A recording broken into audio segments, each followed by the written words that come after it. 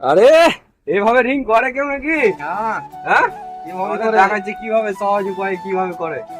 এভাবে করতে গেলে অনেকটাই খাটনি হবে, বুঝলে?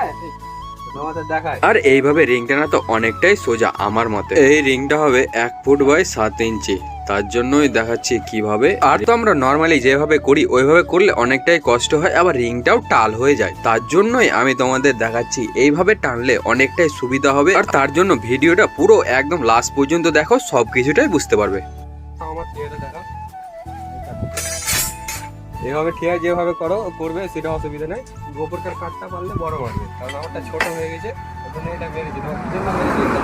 বলছি, এই যখন একটা রড নিয়ে নিলাম, রডটা যখন নেবো তো প্রথম ধাপটা ওরা যে এখান থেকে মারবো তো আন্দাজে মারতে অসুবিধা হবে, তার জন্য এই একটা মাপ নিয়ে নিয়েছি। এদিকে 1 ইঞ্চি রেখে এদিকে দেখো, এদিকে দেখো,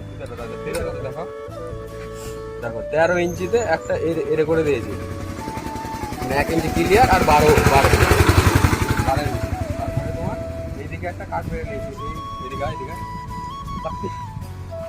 এই বাত্তিটা বরাবর একটা কাঠ মেরে নিয়ে নিই, কারণ এটা লেভেল করবো আর এখান থেকে ঘোরাবো। তো চলো তোমাদের দেখাই কিভাবে ঘোরাবো রিংটা করে।